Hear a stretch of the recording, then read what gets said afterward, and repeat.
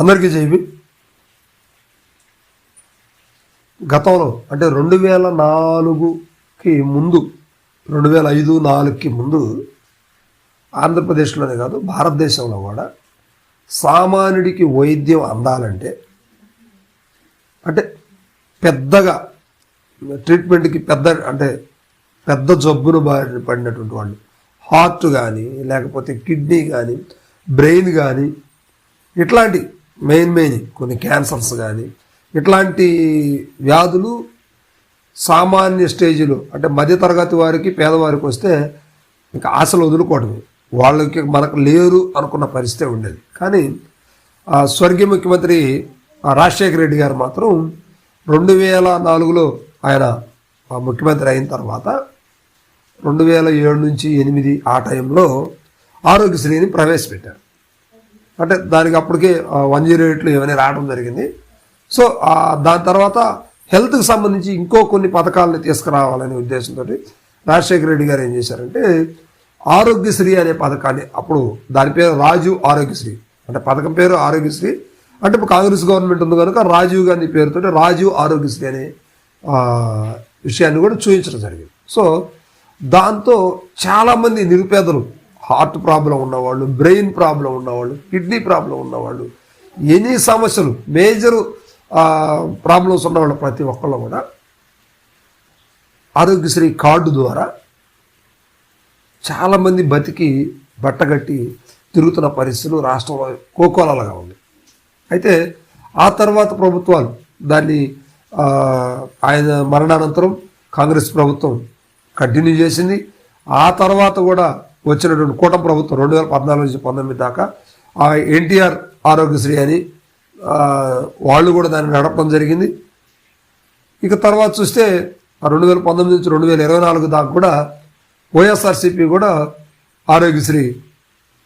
వైఎస్ఆర్ ఆరోగ్యశ్రీ అని చెప్పేసి అది కూడా నడవడం జరిగింది. సో 2024 తర్వాత మరలా కూటమి ప్రభుత్వం అధికారంలోకి వచ్చింది. ఆరోగ్యశ్రీ లేదు,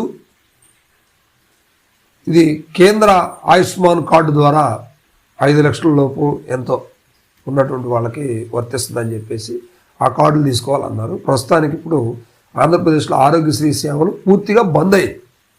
ఈ వీడియో యొక్క సారాంశం ఏంటంటే ఆరోగ్యశ్రీ సేవలు ప్రస్తుతానికి కూటమి ప్రభుత్వంలో బంద్ అయినట్టు కనిపిస్తూ ఉంది. ఎందుకంటే ఇప్పటికే ఆరోగ్యశ్రీ అవకాశం ఉన్నటువంటి హాస్పిటల్స్ అన్నింటిలో కూడా ప్రభుత్వ బకాయిలు పేరుకుపోయి ఉన్నాయి. అవి ఇంతవరకు క్లియర్ చేయలేదు. అవి ఎంత అనేది మనం న్యూస్ పేపర్లు ఇవన్నీ కూడా చాలా రోజుల నుంచి చూస్తాము. నేను అక్కడ ఎంత కట్టాలి ఏందనే విషయం కాదు, కానీ సేవలు బంద్ అయిపోయి సామాన్యుడు కూడా ప్రాణం ఆగిపోయే పరిస్థితి వస్తుంది. సో ఒక సామాన్యుడికి ఇప్పుడు సొంత డబ్బుతోటి అప్పు చేసి ఉన్నటువంటి ఇల్లుని పొలాన్ని తనఖా పెట్టుకొని లేకపోతే అమ్మేసుకొని చూంచుకునే పరిస్థితులు 2005కి ముందు జరిగినటువంటి అంశంలాగా ఇప్పుడు జరగాల్సి వస్తుందేమోనని సామాన్యులు భయపడతా ఉన్నారు. సో ఇప్పుడు ఆరోగ్యశ్రీ అనే సేవలు తీసేయటం వల్ల రాష్ట్రంలో చాలామంది ఇప్పటికే భయాందోళన గురి చెందుతున్నారు. అయితే ప్రభుత్వం ఒక రకంగా చెప్పాలంటే, నిజం చెప్పుకోవాలంటే గత ప్రభుత్వం ఇచ్చిన పథకాల కన్నా ఇప్పుడు ఎక్కువేమి లేవు, కానీ ఉన్నటువంటి సేవలను కూడా బంద్ చేయడం అనేది కొంచెం ప్రభుత్వంలో ఇబ్బందికరంగా ఉంది. ప్రజలు దీన్ని ఖచ్చితంగా వ్యతిరేకిస్తారు. ఎందుకంటే ఇచ్చినటువంటి హామీల్లో ఈ ఆరోగ్యశ్రీ లేకపోవచ్చు, కానీ ఉన్నటువంటి పథకాలని తీసేయటం అనేది కొంచెం సామాన్యుడికి నెత్తిన మరో బండరాయి పెట్టినట్టు. ఆల్రెడీ ఇప్పుడు ఉన్నటువంటి పరిస్థితుల్లో ఫ్రీ బస్సు ఉపయోగించుకుంటున్నటువంటి మహిళా జనాంగం ఎవరైతే ఉన్నారో దానివల్ల ఎటువంటి ప్రయోజనం లేదని మహిళలే చెప్తున్నారు.